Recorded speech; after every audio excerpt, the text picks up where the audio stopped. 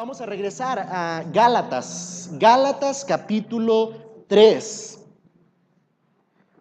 A principios de octubre se empezó a estudiar el capítulo 3 de Gálatas. Bueno, finales de octubre, capítulo 3, versículos 1 al 5. La primera semana de octubre se estudió versículos 6 al 18 y hoy vamos a abordar capítulo 3, versículo 19 hasta el capítulo 4, versículo 7. Una porción un poco larga, pero muy interesante y espero sea de mucha bendición. Cantábamos: digno y santo es el Cordero que fue inmolado por nuestros pecados. Digno y santo es aquel que nos ha dado salvación. Acompáñeme a orar pensando en esto. Dios bueno, gracias te damos por tu palabra. Gracias te damos porque incluso esta palabra que creemos como veraz se ve reflejada en cada una de las cosas que podemos cantar para gloria de tu nombre. Digno y santo sea aquel que tomó nuestro lugar. Digno y santo sea aquel que ha hablado a nuestros corazones palabra de verdad a fin de que podamos ser salvos por su gracia. Dios, rogamos que esa palabra de verdad hoy sea eficiente en cada corazón. De aquellos que te conocen, de aquellos que somos salvos, seas tú edificando y fortaleciendo nuestra fe. De aquellos que no han tenido un encuentro contigo, que necesitan saber quién tú eres y lo que puedes hacer en sus vidas, revela hoy claramente el Evangelio a sus corazones y trae gloria a tu nombre. Señor, sé exaltado por Cristo Jesús. Amén. Muy bien. Decíamos entonces, Gálatas capítulo 3, versículo 19. Y antes de iniciar en esta porción, hacer un poquito de recuento, o tal vez ir a un par de versículos previos al 19 para reconectarnos con estos versículos. La semana pasada estuvimos estudiando acerca de nuestra misión. A ver si recuerdo un poco. ¿Cuál es la misión de Fuente de Gracia? Hice paréntesis, esto no habla Gálatas, pero quiero hacer un paréntesis. ¿Cuál es la misión de la Iglesia Bíblica Fuente de Gracia?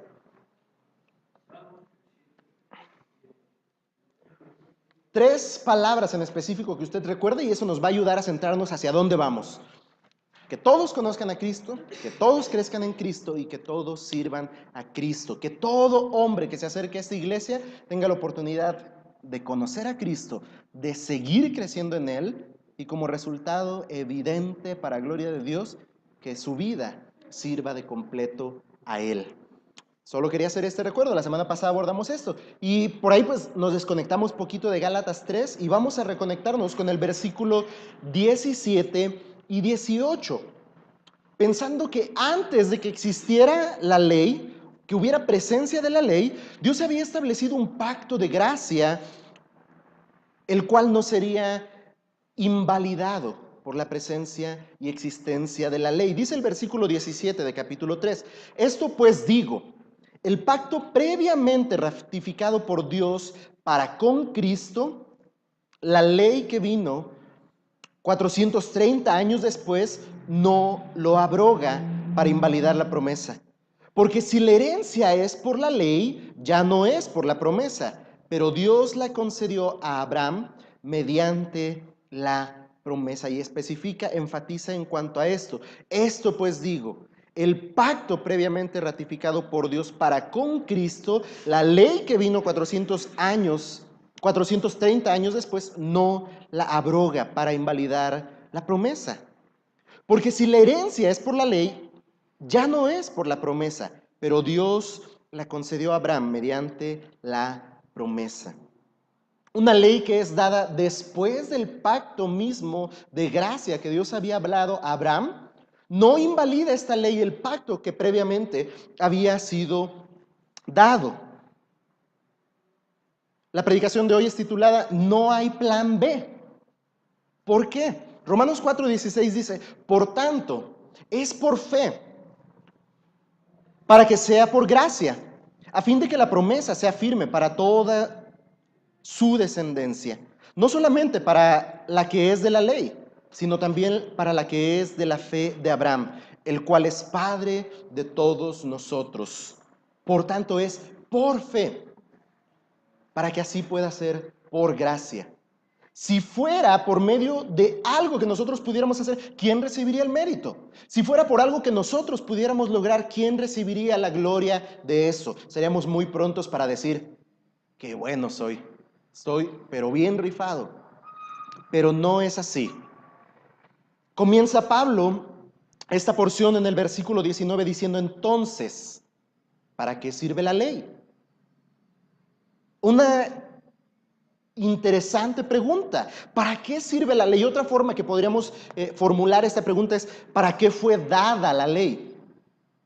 Si esta no sirve para justificar al hombre, si esta no sirve para acercar al hombre a salvación, entonces ¿para qué fue? ¿Se ha preguntado esto? ¿Para qué sirve la ley? Y entonces cuando le hablan del Antiguo Testamento y cuando hablan que ahora vivimos en la gracia que expresa el Nuevo Testamento, tal vez bien puede venir esa confusión a nosotros y decir, entonces, ¿para qué fue dada la ley? ¿Para qué sirve la ley? La ley, dice un comentarista, trae a la luz los estatutos de Dios y también muestra las transgresiones de los hombres. No olvide este concepto breve acerca de la ley. La ley trae a la luz los estatutos de Dios y también muestra las transgresiones. Porque a la luz de esta pequeña definición o de este pequeño concepto de la ley es que vamos a estudiar acerca de que no hay plan B. Dios no tiene un plan B. Dios no tuvo nunca un plan B para obrar en la justificación de los hombres. ¿Por qué? Porque la ley misma forma parte del plan de Dios. La ley formaba parte del plan de Dios. ¿En qué sentido? La ley dada a Moisés no viene a ser el plan A de Dios, como tal vez los judíos lo estaban pensando, pero tampoco viene a ser el plan B, porque no existe plan B. Pues Dios diseñó en su abundante misericordia un solo plan para salvar y justificar al hombre. Y la ley tenía su lugar dentro de este mismo plan. Y no era precisamente el de salvar, ni mucho menos el de justificar al hombre. Esta no era la función o el propósito de la ley dentro del plan de Dios. No fue sacada de la manga y Dios dijo, estos no me obedecen, estos no logran hacer, pecaron, ¿qué haré? Y entonces diseñó algo llamado ley y dijo, les mandaré esto y si logran cumplirlo, entonces obtendrán algo. No es un plan que saliendo la situación de las manos de Dios tuvo que abordar para que entonces las cosas fueran resueltas. No es así. Los que están los miércoles estudiando la carta a los romanos con nosotros, me escucharon leer esta definición o estos conceptos en cuanto a la ley que enseguida voy a leer. Presten mucha atención, nos va a traer mucha claridad en cuanto a la ley como parte del plan de Dios. La ley, ¿qué es, hermanos? ¿Tiene un concepto breve y claro de qué es la ley? Muchas veces ahí es donde encontramos un conflicto. No entendemos precisamente qué es la ley y pensamos solamente en el Antiguo Testamento y hay congregaciones o corrientes de iglesias que incluso desechan todo el Antiguo Testamento como algo innecesario, inapropiado, irrelevante para la iglesia hoy, considerándola como nuevo testamentaria. Pero ¿qué es la ley? La ley es los haz y no hagas del comportamiento moral. En pocas palabras, esto es la ley. Dios dio la ley de modo que la gente tuviese una guía para vivir y una norma por la cual pudiesen reconocer su propia pecaminosidad y la pureza de Dios. Hay 613 mandamientos en el Antiguo Testamento y ellos supervisan el comportamiento moral, judicial y religioso del pueblo. Eso es la ley. Y la ley refleja el carácter de Dios porque ella proviene del corazón mismo de Dios. ¿Cómo es esto de que la ley refleja el carácter de Dios? La Biblia dice que de la abundancia del corazón habla la boca, y en Mateo 12:34. Cuando Dios dio la ley, estaba hablando de la abundancia de su corazón, estaba hablando de lo que estaba en él. La ley es congruente con el carácter de Dios. Por tanto, la ley es buena, pura, justa y santa. Veríamos a la luz de estos conceptos, ¿está mal mentir? Sí, porque mentir es contrario a la naturaleza de Dios. ¿Está mal robar? Sí, porque el robar es contrario a la naturaleza de Dios. La ley refleja el carácter de Dios. Por lo tanto, también revela la pecaminosidad del hombre. Proviniendo como proviene del corazón mismo de Dios y habiendo sido dada a los hombres, esta ley es una norma para la conducta humana, una norma perfecta. Porque la ley es perfecta y nosotros no lo somos, es imposible que ella sea cumplida por personas pecadoras. Fue por esta razón que la ley se convirtió en una piedra de tropiezo para los hombres. Se convirtió en un obstáculo para el hombre porque es una norma perfecta e inalcanzable. La ley así trae lo opuesto de aquello que exige, al ser perfecta, al ser santa y a ser pura, porque proviene de Dios y es congruente a su carácter. A hombres pecadores como nosotros nos es imposible alcanzar los lineamientos de la ley, lo que ella misma exige. La ley manda ser perfecto. Con todo el sentido de la palabra, manda ser perfecto, pero nos demuestra que no lo somos.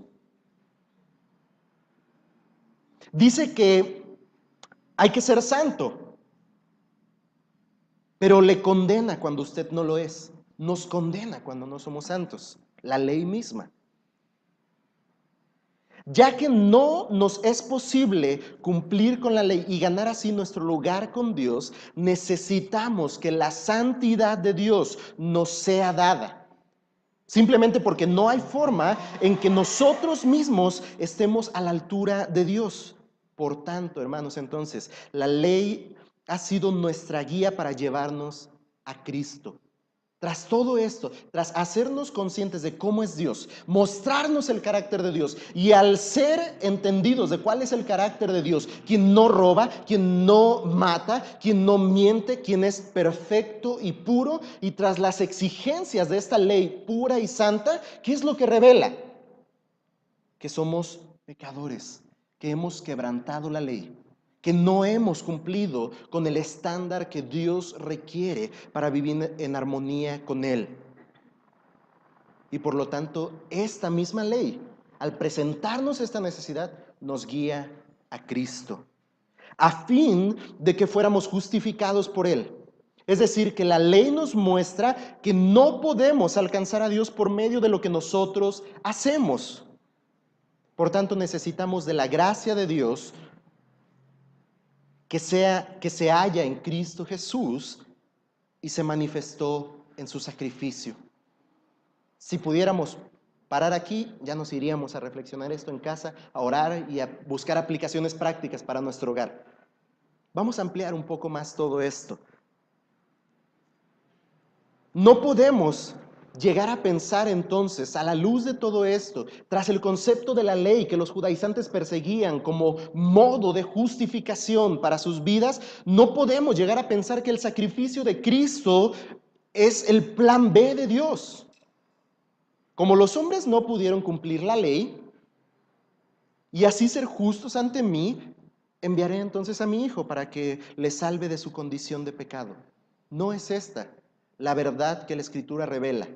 No es que tras el incumplimiento de la ley, entonces la opción más favorable fue pues enviaré a mi Hijo. No existe plan B.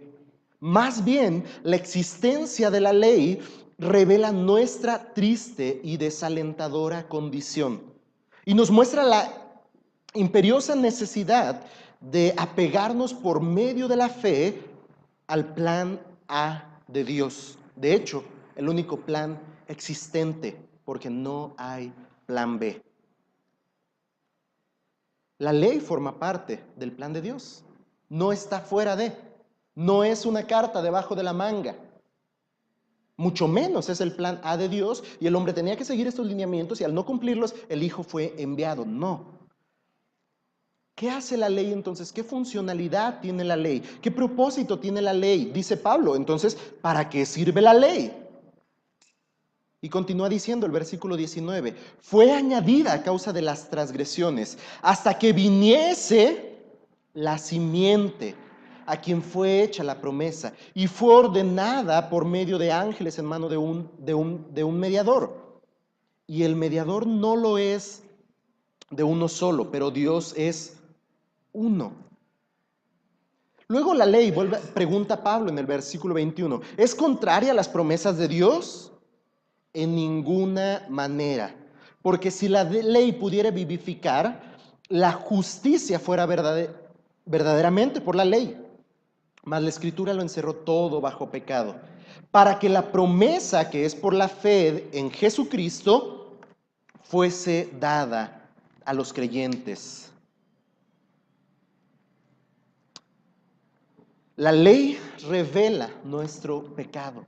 Esa es una de las funcionalidades de la ley. Ese es uno de los propósitos de la ley, revelar nuestro pecado. El pecado ha estado con el hombre desde Adán y Eva. Desde que ellos pecaron, el pecado ha estado en el hombre. Pero con la ley, las transgresiones contra Dios, las transgresiones contra un Dios santo son traídas a la luz y mostradas claramente al hombre. Si la ley dice que no matarás y tú leyendo la ley después de haber matado te das cuenta, dices, pequé. Soy transgresor de la ley. La ley revela, trae a la luz el pecado del hombre. Así como trae los estatutos de Dios, también revela o trae a la luz las transgresiones a esta ley. Mas la ley no traería al hombre el resultado esperado por Dios con respecto al pecado del hombre. La ley no traería por sí misma el resultado esperado por Dios con respecto a mi pecado, a tu pecado. ¿Hasta qué? Dice el versículo. Hasta que viniese la simiente a quien fue hecha la promesa. Hasta que tuviera cumplimiento el plan A, el único plan. Y Pablo necesitaba enfatizar esto con fin de poner claridad al tema de la justificación. Por esta razón, una vez más, Pablo trae al tema algunos conceptos que son apreciados por los judíos, tales como simiente, promesa y ley. Estos tres conceptos como tal para el judío son relevantes, tienen sentido para ellos. La simiente. Cuando ellos pensaban que pertenecían a una simiente firme, a una simiente que era heredera o merecedora de la ley, como hijos de Abraham. Eran merecedores y esperaban en la promesa que había sido dada a Abraham.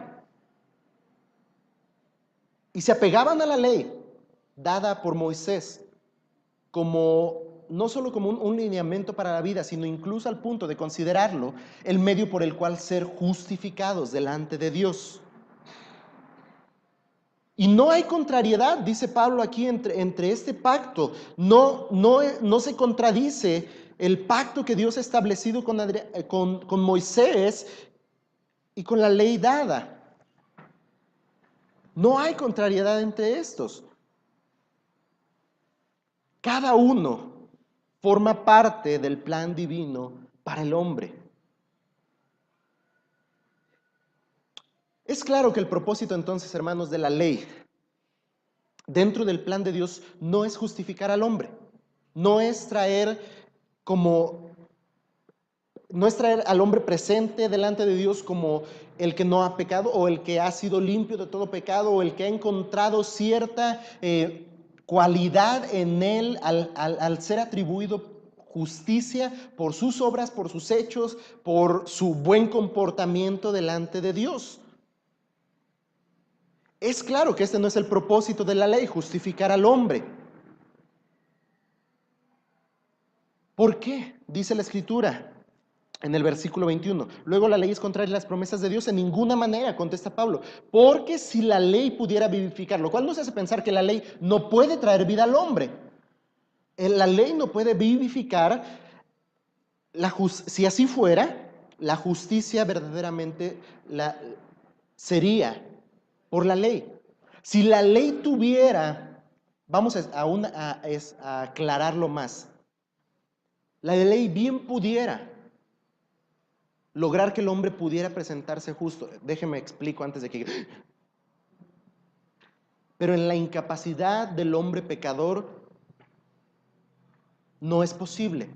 La ley perfecta, santa y justa de Dios, cumplida en totalidad, presentaría al hombre como justo, como santo. Pero al hombre ser pecador no le es posible hacer eso. Pero tampoco era el propósito de la ley. No era que Dios estableció la ley para que el hombre se esforzara, pudiera cumplirla cabalmente y entonces alcanzar justicia delante de Dios. No era el propósito. El plan de Dios para con el hombre era otro. Al toparse más bien con esta perfecta ley y medir su vida, al medir nuestras vidas al alto estándar delante de Dios, el hombre no puede sino darse cuenta que es pecador. Al ver reflejado el carácter de Dios en esta ley, al pensar en nuestra condición, no podemos hacer otra cosa sino considerar nuestra pecaminosidad. Dice Gálatas en el capítulo 3, versículo 22, mas la Escritura lo encerró todo bajo pecado. Dice otra versión, pero la Escritura declara que todo el mundo es prisionero del pecado, para que mediante la fe en Jesucristo, lo prometido se les conceda a los que creen. ¿Qué revela la ley? Que muestra que todo el mundo es prisionero del pecado, que todos somos cautivos de nuestro pecado. Pero establece la Escritura misma que por la fe en Jesucristo, lo que ha sido prometido puede concedérsele a aquel que cree. Todo el mundo es prisionero del pecado. La ley en sí misma es buena y no hay nada malo en ella. No podemos negar tampoco esto.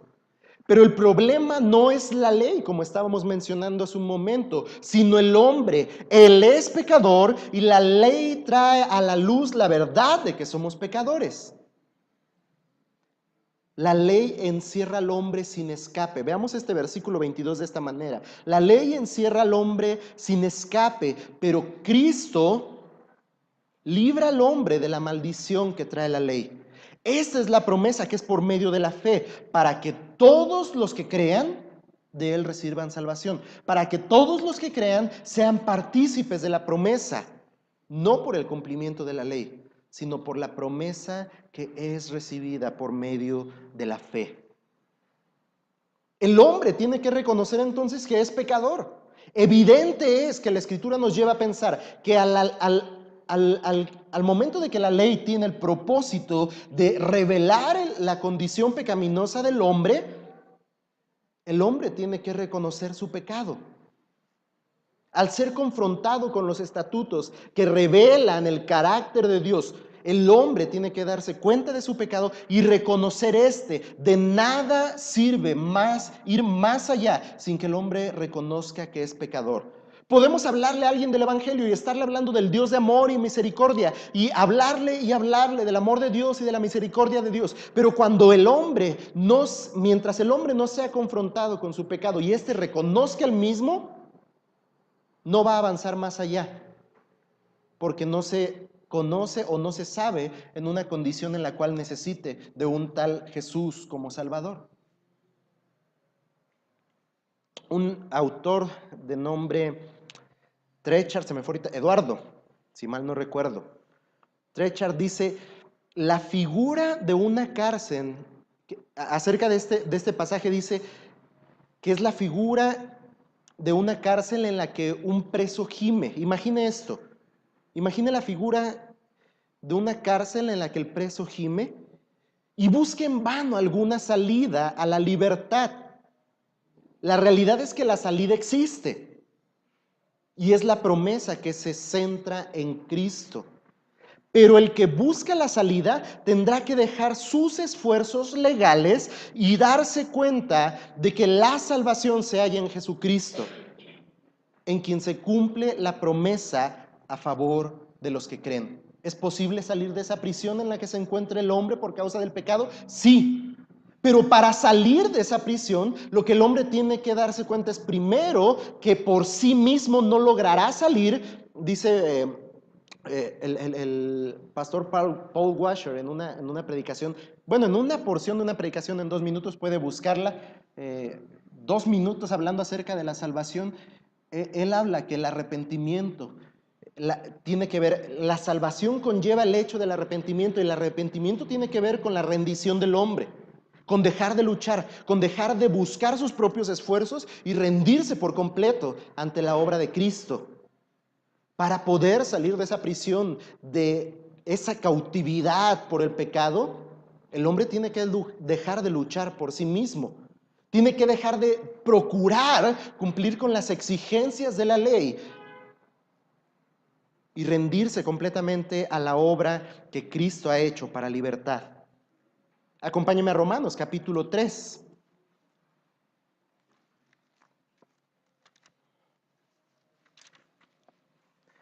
Romanos capítulo 3, empezando en el versículo 20, dice: ya que por las obras de la ley ningún ser humano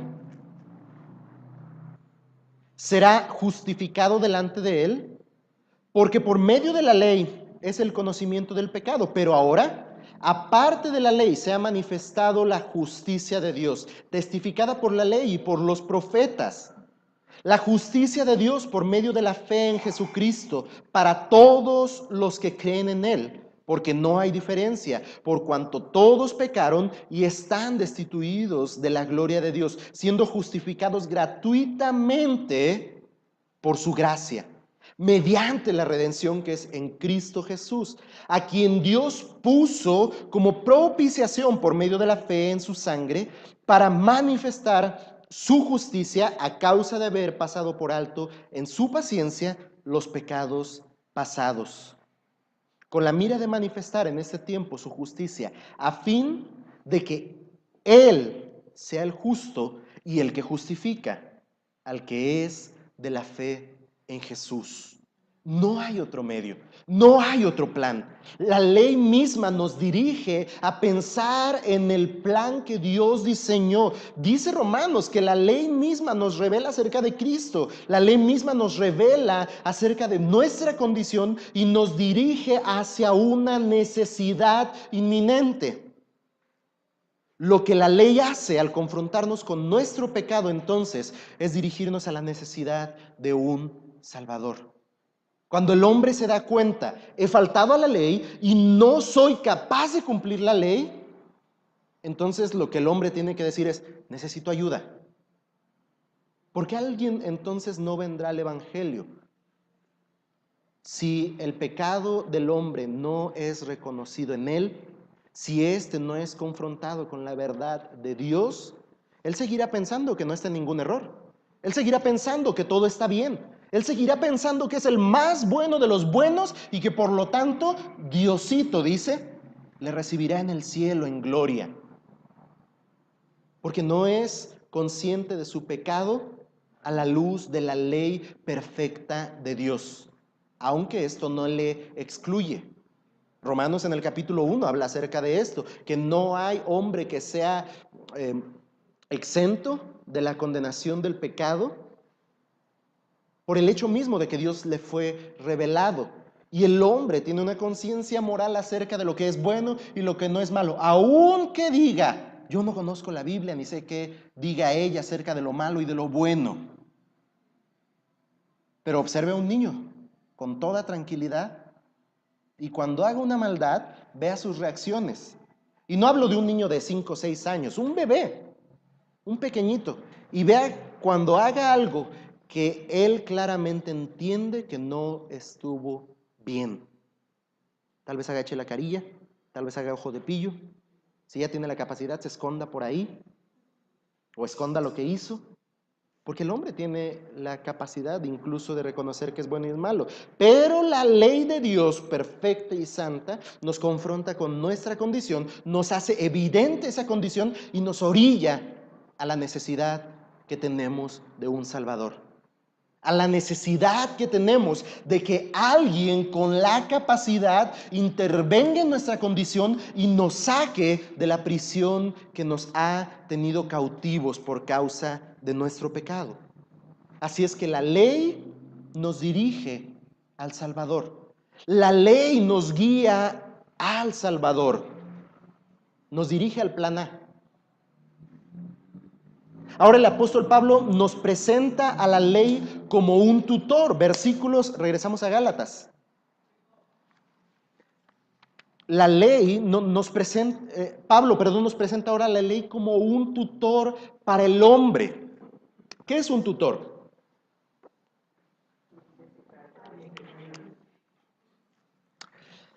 Este término se usaba en este primer principio, porque vamos a ver otra vez tutor en versículos más adelante. Dice el versículo 23, pero antes que viniese la fe, estábamos confinados bajo la ley, encerrados para que aquella fe que iba a ser revelada. De manera que la ley ha sido nuestro ayo. Aquí es donde muestra la ley como un tutor. Ha sido nuestro ayo para llevarnos a Cristo a fin de que fuésemos justificados por la fe. Pero venida la fe ya no estábamos bajo ayo, pues todos sois hijos de Dios por la fe en Cristo Jesús. Vamos aquí. El término se usaba, este término de tutor, se usaba para mostrar la tarea que un esclavo desempeñaba en las familias, ya fueran romanas o griegas.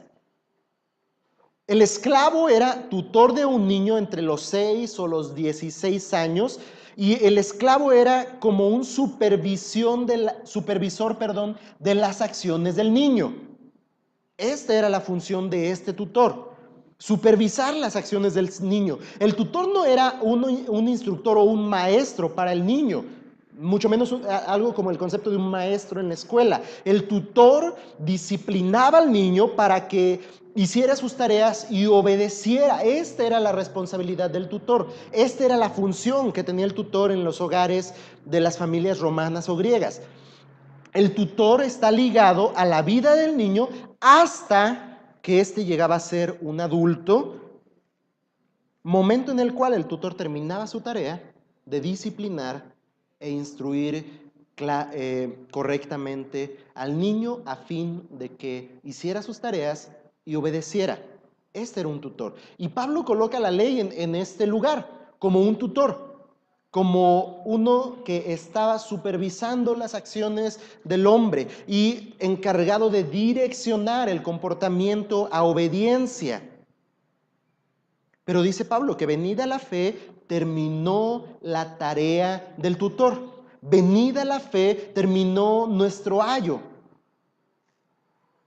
Ya no hay necesidad de un tutor. La ley fue temporal y cumplió su tarea de mostrarnos la necesidad moral y espiritual, dirigiéndonos al Salvador, dirigiéndonos a nuestra necesidad de un Salvador. Por la fe, tanto los judíos como los gentiles vienen a ser hijos de Dios, por la fe. De manera que la ley ha sido nuestro ayo para llevarnos a Cristo, a fin de que fuésemos justificados por la fe. Pero venida la fe, ya no estamos bajo el ayo. Pues todos sois hijos de Dios, y hay que aclarar esto, hay que leerlo claramente. La idea general del mundo es que todos, como creación, somos hijos de Dios. ¿La Biblia dice que todos somos hijos de Dios? Aquí sí, en la primera parte. Pero, ¿con fundamento a qué? ¿Con base en qué? Al que es de la fe en Cristo, al que ha depositado su fe en Cristo. Entonces esto no incluye a todo el mundo, porque incluso como hay algunos que dicen tener fe, hay unos que deliberadamente afirman no tener fe, ni siquiera creer en la existencia de un Dios. Entonces todo el mundo no puede ser hijo de Dios. Considera como todo el mundo a aquello que es hijo de Dios, a aquellos que son de la fe en Cristo. Pero venida la fe, ya no estamos bajo el ayo. Porque todos los que habéis sido bautizados en Cristo, de Cristo estáis revestidos. Pues todos sois hijos de Dios por la fe en Cristo Jesús. Hace recaer nuestra adopción, nuestra salvación como hijos a través de la fe. No del cumplimiento de la ley, no de lo que yo crea merecer por mis buenas o malas, por mis buenas acciones. Venida la fe, terminó la tarea del tutor. Por la fe, tanto judíos como gentiles tienen la oportunidad de venir a ser hijos de Dios. Y Pablo estaba enfatizando tanto judíos como gentiles, porque para el judío ellos merecían. Ellos eran los meros meros. La promesa había venido por medio de la nación judía. Pero Pablo enfatiza, seas judío o seas gentil, tienes la oportunidad de venir a ser hijo de Dios, pero solamente por la fe. El ser hijo de Dios tiene la idea de libertad. De hijos maduros, a la luz de la ilustración o de la manera que entendíamos al tutor y a nosotros como niños, el ser hijos de Dios tiene la idea de libertad, de hijos maduros que gozan de la libertad como hijos y no más bajo la supervisión del tutor. Bajo la ley estaríamos aún como con un tutor y no gozando de la libertad que como hijos pudiésemos gozar, la libertad que podemos gozar solamente por medio de la fe. En Cristo y por Cristo encontramos la libertad que como a hijos se nos da. Encontramos una nueva identidad en Él. Dice el versículo que somos revestidos en Él. Y cuando está hablando el versículo 27 del bautismo, no está hablando como tal de la práctica del agua a la que somos llevados como un acto de obediencia y testimonio público. De hecho, se considera que ninguna de las veces que el apóstol Pablo habla en sus cartas acerca de bautismo está hablando de la práctica del bautismo en agua, como es el caso. No está hablando del bautismo en agua, está hablando de nuestra identificación con Cristo, de nuestra garantía por medio del Espíritu de Dios. Porque todos los que habéis sido bautizados en Cristo, de Cristo estáis revestidos. Él nos da una nueva identidad. Somos revestidos como uno mismo en Cristo. De modo que dice, ya no hay judío ni griego, y no hay esclavo ni libre, no hay varón ni mujer, porque todos vosotros sois uno en Cristo Jesús. 1 Corintios 12:13 dice, porque por un solo espíritu fuimos todos bautizados en un cuerpo, sean judíos o griegos, sean esclavos o libres, y a todos se nos dio a beber de un mismo espíritu. Gálatas 3:29. Y ahora que pertenecen a Cristo, son verdaderos hijos de Abraham, dice esta versión, son sus herederos. Y la promesa de Dios a Abraham les pertenece a ustedes. ¿Qué tema tan sensible se atreve a tocar el apóstol Pablo? ¿Quiénes eran los hijos de Abraham? ¿Cuál era la condición de aquellos que se consideraban hijos de Abraham? Por la fe, dice ahora, tanto judío como gentil es participante de la heredad como hijos de la promesa. Pero como no es un tema fácil de tratar con los judíos, Pablo usa un elemento más para clarificar la incapacidad en la que se encuentra el hombre que vive bajo los lineamientos de la ley. Versículo 29 y me voy hasta el 4:1. Y si vosotros sois de Cristo, ciertamente el linaje de Abraham sois, y herederos según la promesa. Pero también digo, y aquí va la forma en la que Pablo quiere aclarar aún más este concepto a el judío. Pero también digo, entre tanto que el heredero es niño, en nada difiere del esclavo, aunque es señor de todo, sino que está bajo tutores. Nuevamente usa el término tutores, pero esta vez empleado de una manera distinta. Tutores y curadores hasta el tiempo señalado por el Padre. Mientras el heredero es niño, esta es la idea que manejan estos versículos, mientras el heredero es niño, aunque potencialmente es heredero de todo, el niño es como un esclavo, dice el versículo, sin ningún poder para ejercitar la libertad como adulto. Y en esta condición nos encontramos viviendo bajo el precepto de la ley, como alguien que siendo heredero no es capaz de disfrutar de los beneficios y virtudes de nuestra heredad, porque somos como niños que incluso como el siervo o como el esclavo estamos limitados ante lo que está en la casa, aunque digamos es mío, me pertenece. Y eso parecen ser palabras directamente dirigidas al pueblo judío, diciéndoles acerca de lo que solo la obra de Cristo hace. Y menciona otro tipo de tutor ahora. Ahora uno que es guardián, específicamente uno que guarda de un niño huérfano. A este servidor se le daba la tarea como administrador de las propiedades del niño. Estos cargos de los siervos eran impuestos por el padre por un tiempo limitado. ¿Cómo si era huérfano? Pues, previo a que no exista, ¿verdad? Hoy lo vemos así legalmente, ¿no? Existe un tutor para aquellos menores de edad e incluso si hay bienes que han sido remitidos al niño, los bienes que son pertenecientes a los hijos de dicho padre que ha fallecido, la ley establece algunos lineamientos en cuanto a esto. Estos cargos de los siervos, decíamos, eran impuestos por el padre por un tiempo limitado, generalmente ¿hasta qué? Hasta que el niño llegara a edad adulta e incluso hasta el punto en el que él fuera considerado ciudadano con las cualidades y capacidades para hacer uso y apropiarse de aquello que le pertenece.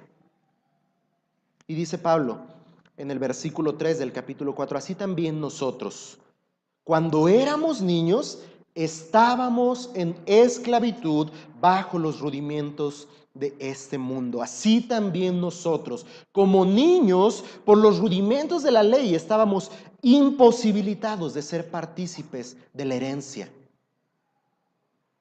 Pero, versículo 4, cuando vino el cumplimiento del tiempo, Dios pone en cumplimiento el plan A, el único plan. Cuando vino el cumplimiento del tiempo, Dios envió a su Hijo. Y versículo 4 muestra un aspecto doctrinal muy importante. Nacido de mujer. En cuanto a su encarnación dice nacido de mujer y nacido bajo la ley. Y esta condicionante, específicamente nacido bajo la ley, establecía un principio que era importante para esta enseñanza de justificación que Pablo estaba enseñando a los judíos. Dijimos que el hombre está incapacitado de cumplir la ley, por lo tanto la ley misma le revela su condición pecaminosa. Pero hay uno que sí podía y que sí pudo cumplir la ley en totalidad. Este que fue enviado por Dios, nacido de mujer y nacido bajo la ley. No es que por ser Dios mismo encarnado, iba a pasar por alto la ley, no siendo ejemplo incluso y moldeando el carácter de Dios a los hombres. Para efectuar la obra que la ley no podía hacer, Dios envió a su Hijo. Y por medio de la obra de Cristo, Dios establece una nueva y mejor relación para con los hombres, siendo adoptados como hijos. Y esta idea es asombrosa, esta idea es hermosa. Uno que no es padre, de aquellos que ni merecen ser llamados hijos, de aquellos que han faltado a los principios de Dios. Y Dios en su misericordia decide voltear hacia la vida de aquellos que no son dignos de ser llamados como hijos. Y me genera esta idea de uno que no teniendo heredad va y ve entre los chamaquitos y dice, ese, el hijo ese, tráiganlo. Y Él establece el tiempo adecuado en el cual le llama para ser hijo, para llamarle hijo y para ser partícipe de su herencia. ¿No le parece esto asombroso? ¿Quién era usted? ¿Quién era yo? Y Dios ve en su misericordia, en su gracia abundante y dice, traigan a este. Adopto este. Aunque Pablo se estaba refiriendo específicamente aquí a la ley, el concepto es igual para los judíos y los gentiles. El pecado del hombre trae maldición y esclavitud. Y fue Cristo quien murió para librarnos de la maldición y la esclavitud, para hacernos hijos de Dios. Pero cuando vino el cumplimiento del tiempo, Dios envió a su Hijo, nacido de mujer y nacido bajo la ley, para que redimiese a los que estaban bajo la ley, a fin de que recibiésemos la adopción de hijos. Y por cuanto sois hijos, Dios envió a vuestros corazones el Espíritu de su Hijo, el cual clama, Abba, Padre. Así que ya no eres esclavo, sino hijo. Y si hijo, también heredero de Dios por medio de Cristo. Así como el Padre, decíamos, elige el tiempo indicado para la adopción legal de su niño, para declararlo también hijo adulto, también Dios decidió cuál era el tiempo para que nosotros pasáramos de la esclavitud del tutor a la libertad de adultos maduros en Cristo. Dios realizó este acto por medio de la redención que la obra de nuestro Señor obtuvo para nosotros. La ley no tuvo nada que ver con esta obra. La ley, contrario, nos mostró nuestro pecado, nuestra incapacidad y nos dirigió a Cristo, el Redentor, el Salvador, el justo, el que siendo justo se presentó por los injustos con fin de llevarnos a Dios como sus hijos. Aquel que derramó su vida por los pecadores para que pudiésemos ser llamados hijos de Dios. En la ley hay esclavitud, pero en el Evangelio hay libertad. En la ley hay esclavitud, pero en el Evangelio de Cristo hay libertad. Como hijos, fue señalado por nuestro Padre que somos herederos de toda bendición espiritual. Esta posición en Cristo no fue por nuestros méritos, sino por el sacrificio de Cristo en la cruz. Y por cuanto sois hijos, Dios envió a vuestros corazones el Espíritu de su Hijo. Y este Espíritu da testimonio de que somos sus hijos, clamando, Abba, Padre. Esta expresión es como diciendo, papito. Con seguridad, con plena certeza de que ya no somos extraños, sino que ahora hemos sido reconciliados con Dios y podemos, así como el Espíritu clama, dando testimonio de que somos sus hijos, acercarnos al Padre, acercarnos a Dios, al Dios santo y justo que a través del testimonio de la ley nos estaba diciendo, es imposible que estén cerca de mí porque son hombres pecadores, pero que cuando vino el cumplimiento del tiempo, envió a su Hijo para redimir al hombre que estaba bajo la ley y llamarle hijo. Y que nosotros podamos llamarle papito, padre. Así que ya no somos esclavos, sino hijos. Y si hijos, también participantes de la herencia que en Cristo hay para los que le creen. Gracias, Dios, te damos. Gracias por tu salvación. Gracias porque a pesar de nuestro pecado, de nuestra incapacidad de cumplir las exigencias que la ley demandaban para el hombre,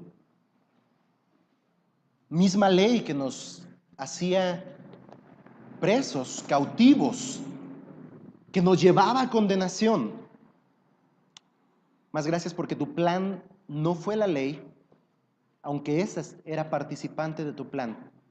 Tu plan no fue una exigencia y una demanda tan fuerte para el hombre a fin de descalificarle y nada más. Tú eras consciente de que éramos incapaces. Tú bien sabías de lo que éramos merecedores por causa de nuestro pecado. Y el hombre como pecador estaba destinado a pasar la eternidad separado de ti. Mas aún antes de todo lo creado, tú habías dispuesto en tu corazón, por tu misericordia y por tu bondad, enviar al Hijo. Y cuando fue el tiempo cumplido, el Hijo enviado trajo redención a los hombres que estaban bajo la ley. Y gracias te damos, porque ahora, por el Espíritu que has puesto en nosotros, podemos llamarte Padre. Gracias por la obra que has hecho en nuestras vidas. Y Dios bueno, aquel que está escuchando por primera vez con toda claridad este mensaje que habla de la salvación del hombre pecador que necesita evidentemente un Salvador, pues no puede hacer nada por sí mismo para cambiar su condición. Dios toca los corazones y trae cautivos a la verdad y haz libres del pecado a aquellos que han entendido esta verdad. Y trae gloria a tu nombre. Y si tú has sido uno de los que han entendido esta verdad, no dudes en refugiarte por la fe en Cristo Jesús como Salvador y comenzar a vivir gozando de la libertad que como a hijos se te es dado. Los que antes hemos creído esta verdad, Dios bueno, ayúdanos a permanecer en esa libertad. Gozosos, plenos de saber que somos llamados hijos. De saber que tu plan A, tu único plan ha sido efectivo en nuestras vidas y te damos gracias y gloria por Cristo Jesús. Amén.